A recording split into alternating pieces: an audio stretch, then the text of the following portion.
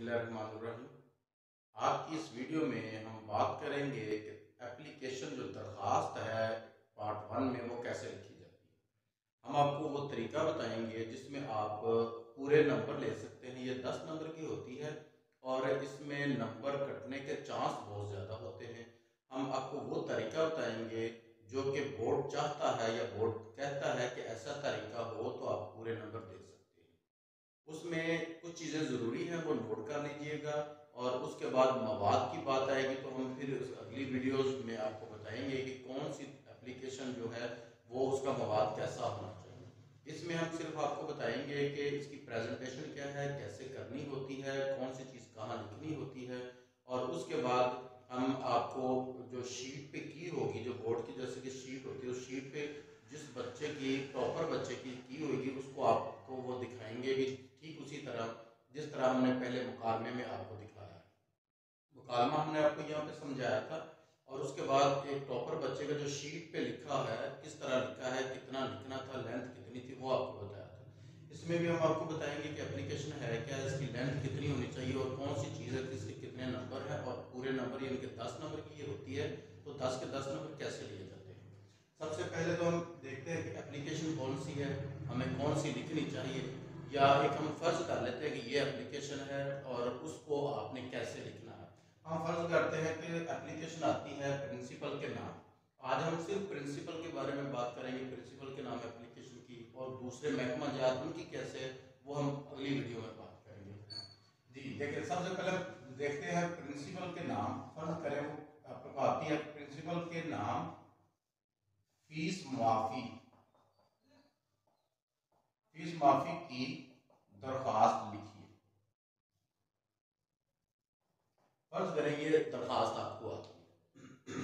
अब है क्या, आप क्या करते हैं, सबसे पहले यही चीज उठाते हैं और पेपर में यहाँ लिख देते हैं।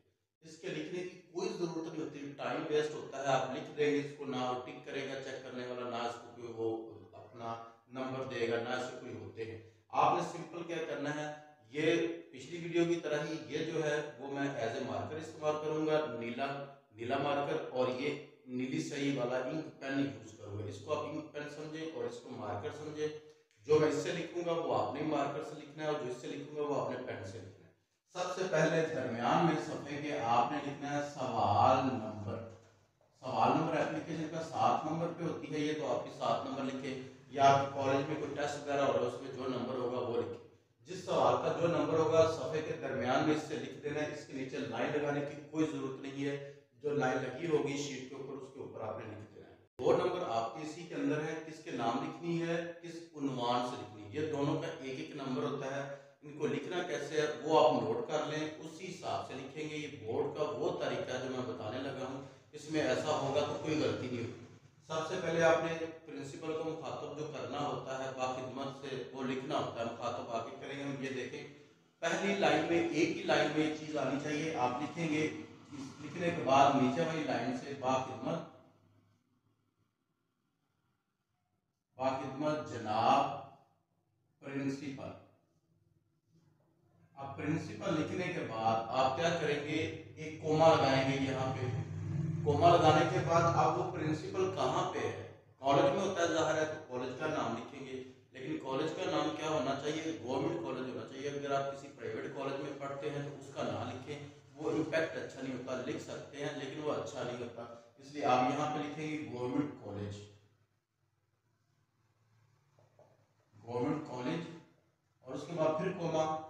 पहले हमने लिखा किसको लिखनी है, वो ओहदा लिखा, फिर ओहदा कहाँ पे है वो लिखा, और उसके बाद आपने लिखना है ये जो कॉलेज है ये कहाँ पे है, उस जगह का नाम लिखना है। तो उस जगह पे आप जहाँ से हैं, लाहौर, कराची, फैसलाबाद, जो भी है, वो लिखने की बजाय आप यहाँ लिखेंगे अलिफ, फिर बे और फिर जीम। इसकी वजह यह है कि आपने बताना नहीं होता कि आप किस जिले से हैं, पेपर में इस तरह होता है, इसलिए आपने ये लिखना है। ये तीनों चीजें लिखनी है, पहले ओहदा, फिर ओहदा कहाँ पे है, और फिर ये जो कॉलेज है ये कहाँ पे है। 3 चीजें लिखनी है और एक ही लाइन में होनी चाहिए।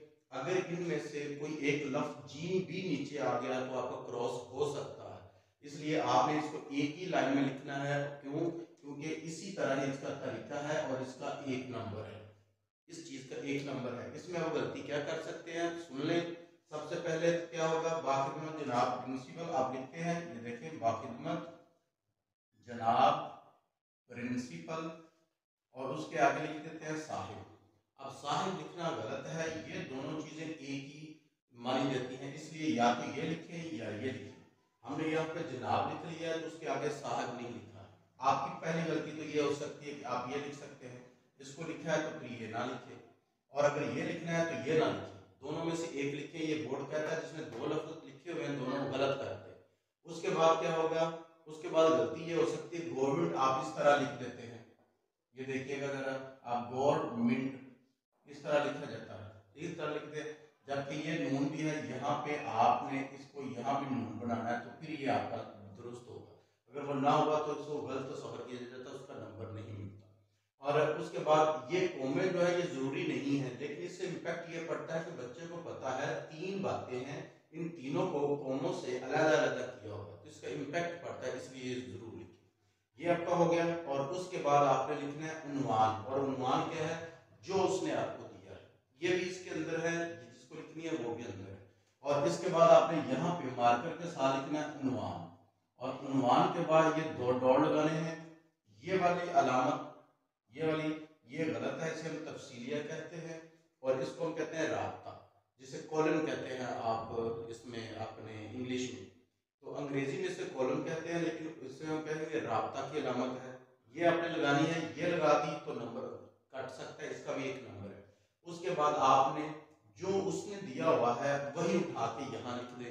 असूल क्या है कि आप यहाँ लिखें दरख्वास्त बराए फीस माफी, बस इसका 1 नंबर हो गया। इसमें गलती कर सकते हैं आप, पहला तो आप ये उन्वान लिख के ये वाले 2 डॉट की बजाय आप तफसीलें लगा सकते हैं, और अगर आपने ये लगाया तो ये गलत हो जाएगा, वो दुरुस्त है।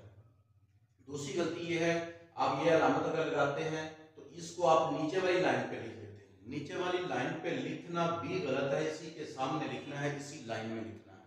तो उसके बाद क्या गलती हो सकती है, आप यहाँ लिख सकते हैं कि प्रिंसिपल के नाम फीस माफी करवाने की दरख्वास्त। जब ये सारा कुछ लिखेंगे तो फिर नीचे वाली लाइन पे भी इसका भी आ जाएगा, और अगर इसका भी एक लफ्ज भी नीचे वाली लाइन पे आ गया तो क्रॉस हो सकता है, इसलिए इसको भी एक ही लाइन में लिखना है।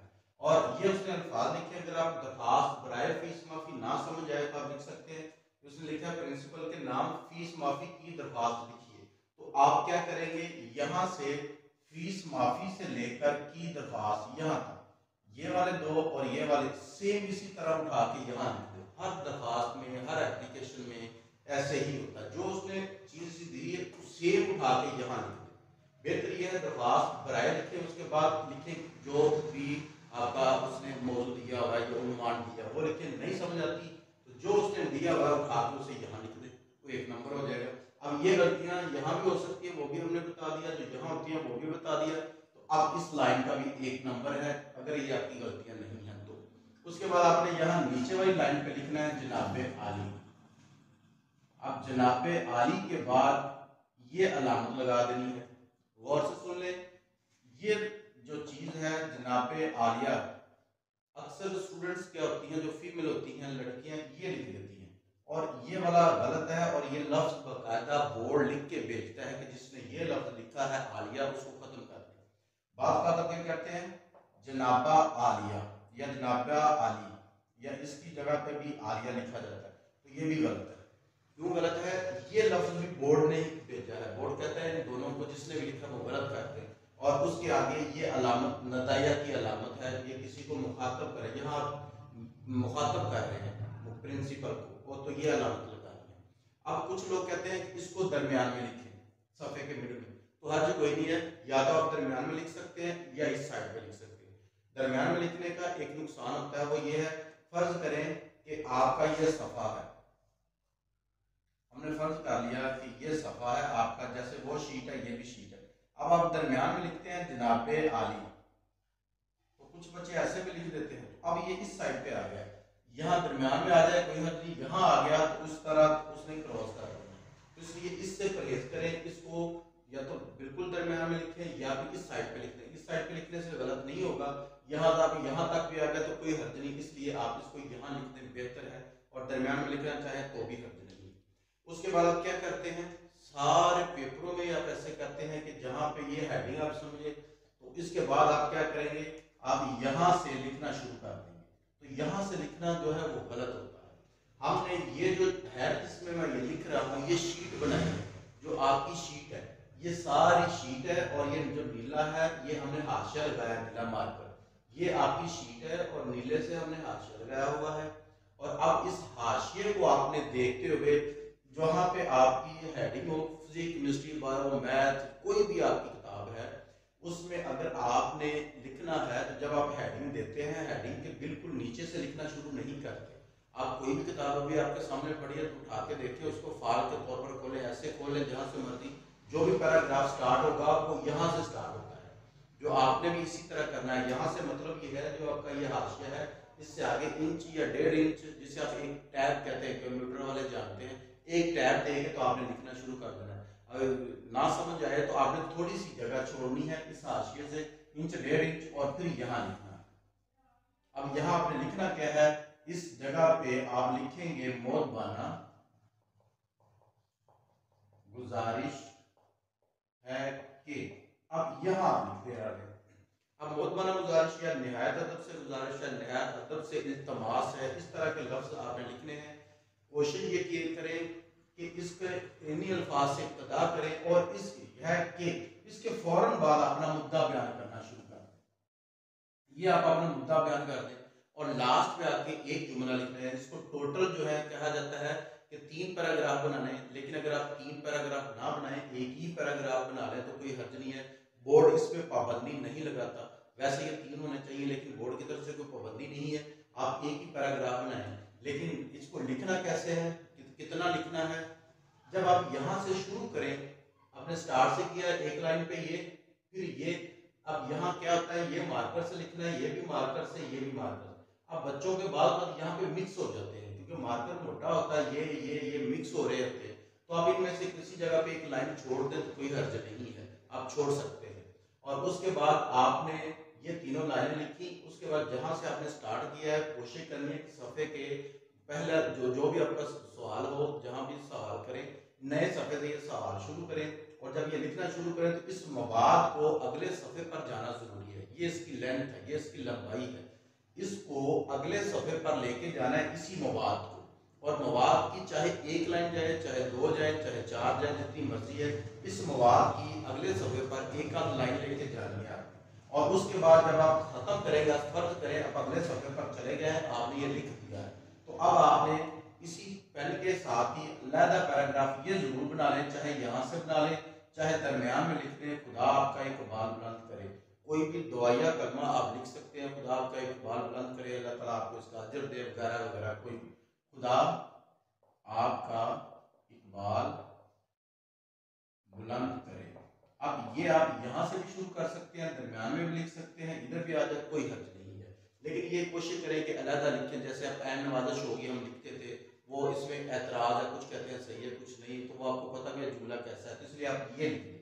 उसके बाद ये हमने इस साइड पे लिखा था, अब आपने मार्कर खोल के सफ़े के इंतहाई बाईं जानिब इस साइड पे, ये बोर्ड का रूल है, पहला क्या है, ये इंतहाई दाईं जानिब हो या दरमियान में हो, और आखिर में जो चीजें आनी है वो कहता है कि इंतहाई बाईं जानिब, आपकी बाईं जानिब होना चाहिए, इसलिए यहाँ आप फिर वो लिखेंगे अलार्ज।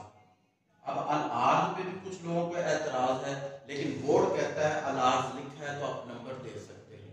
कुछ लोग कहते हैं कि यहाँ अलार्ज नहीं लिखना चाहिए, आप यहाँ चाहें तो दरखास्त गुजार भी लिख सकते हैं, आपकी मर्जी है, अलार्ज लिख लें या दरखास्त गुजार लिख लें, लेकिन प्रिंसिपल को आप लिख रहे हैं, आपका उस्ताद है, इसलिए आप अल आर्ज अर्जी देने वाला समझा जाता है, तो आप वो लिखें ज्यादा अच्छा है, नहीं तो आप दरखास्त गुजार लिख सकते हैं। अब इसके इस साइड पे आपने लिखना है इसी लाइन में यहाँ पे आपने तारीख लिखनी है। तारीख लिखने का एक ही तरीका है, वो नोट कर ले, इसके अलावा कोई भी तरीका आप अपना लेंगे तो वो गलत होगा, वो भी आपने मार्कर से लिखना है। इसके साथ यहाँ मोरखा बतारीख वगैरह नहीं लिखना। मोरखा और बतारीख क्या है, इसके मानी क्या है, वो हमारी पहले वीडियो भी आप उसमें देख भी सकते हैं कि उसका क्या बनता है, लेकिन वो ठीक नहीं होता। और दूसरी आप लिख भी देंगे यहाँ, तो यहाँ पे जब तारीख लिखेंगे ये और ये अगर आपस में मिल जाते हैं यहाँ पे, तो एक लाइन लगेगी, दोनों में डिफरेंस नहीं होगा। इसलिए तो आप वो ना लिखें, सीधा लिखें। जैसे फर्ज करें हम कोई भी लिखते हैं, आपका 18 मार्च को पेपर है, तो आप ये 18 मार्च नहीं, 18 जून है या जुलाई है, कोई भी आप 18 लिखें, 18 जुलाई। अब आप लिखें 2022। अब अगर आपको ये तारीख नहीं आती, ये वाले आपको नहीं आते, तो आप लिख सकते हैं, ऐसे लिख सकते हैं 18 जुलाई 2022। अब ये भी लिख सकते हैं, इसके आगे ईस्वी का निशान आएगा, ये ईस्वी का निशान है। लेकिन सुन लें, पहले आपने लिखना है हिंदसों में, तारीख लिखनी है जो भी होगी 3 हिंदसों में, महीना जो आपने लिखना है वो अल्फाज में, और फिर जो इनसे सन जो होगा 2022 उसको भी आप हिंदसों में लिखना है। आप लैंग्वेज ये इस्तेमाल कर सकते हैं, दोनों में से जो चाहे, लेकिन तरीका इसके अलावा कोई और हुआ तो फिर आपको इसका नंबर नहीं मिलेगा। क्यों? क्योंकि इसका भी एक नंबर है, इसका एक नंबर है, एक नंबर इसका अलहदा है और इसका एक नंबर अलहदा है, इसका एक नंबर अलहदा है इसका। तो इस तरह आपका ये बनेगा। अब अल-आज है, अल-आज के बाद वैसे तो आपने अपना नाम, पता, रोल नंबर वगैरह लिखना है, क्लास लिखनी है, कोई फीस मांगी है, लेकिन आप बोर्ड में बैठे हुए हैं तो इसलिए आप पहले लिखेंगे आपका ताबे फरमान शामिल। अब ताबे फरमान पे भी कुछ लोग एतराज करते हैं, लेकिन बोर्ड की तरफ से है ताबेदार लिखा हो तो गलत है, इसके अलावा जो फरमा बरदार लिखा हो तो भी गलत है। ताबे फरमान को दुरुस्त करें, ताबे फरमान शकील, और उसके बाद आपने फिर लिखना अपना नाम, पता, रोल नंबर, क्लास। तो वो आप बोर्ड में हैं, आप पेपर दे रहे हैं, तो इसलिए आप ये नहीं लिखेंगे। आप इसी तरह अलिफ पे जीम लिख सकते हैं, और चाहे तो लाम मीम नून लिख सकते हैं। ये आपको पता है कि लैंग्वेज है, तो उसमें ये भी एक लैंग्वेज बनती है। ये लैंग्वेज क्या है हम किसी और वीडियो में गुफ्तगू करेंगे कैसे बनती है। तो इसमें लाम मीम नून लिखते हैं। अब ये आपकी यहाँ तक एप्लीकेशन मुकम्मल है। अब इसमें नंबर कैसे हैं? एक नंबर ये हो गया, एक नंबर ये हो गया, एक ये और एक एक इनका 5 नंबर बनते हैं। और ये जो आपका मवाद सारा हम लिखेंगे, अगले सफ़े पर जाएंगे तो 5 नंबर इसके, टोटल 10 नंबर है। अब ये 5 आपके गलत हो नहीं सकते, अगर आपने जो हमने चीज़ें बताई उसमें गलती नहीं होती तो। अब मवाद का आपका है बहुत ज़्यादा होगा, कोई ज़्यादा नंबर काटने वाला तो 4 तो देगा, 9 आएंगे। लेकिन अगर आप ये तरीका अपनाते हैं और इस मवाद को अगले सफ़े पर लेके जाते हैं तो फिर इंशाल्लाह आपके 10 के 10 नंबर आएंगे। ये तरीका अपनाएं, इसको नोट कर लें, और नोट करने के बाद आप चाहें तो इसकी तस्वीर ले लें। ये जो हमने आपको गलतियां बताई थी इनको आपने नहीं करना, 1 2 3 4 5, इनमें अगर आपकी कोई गलती नहीं आती तो यहाँ अगले मवाद पर अगले सफ़े पर मवाद चला जाता है, तो 10 के 10 नंबर पूरे आ जाएंगे। उम्मीद करता हूँ आपको समझ आ गई होगी। अगर ना समझ आए तो कमेंट्स करके बताइएगा, कोई अबहाम रह गया है तो वो हम क्लियर कर दें।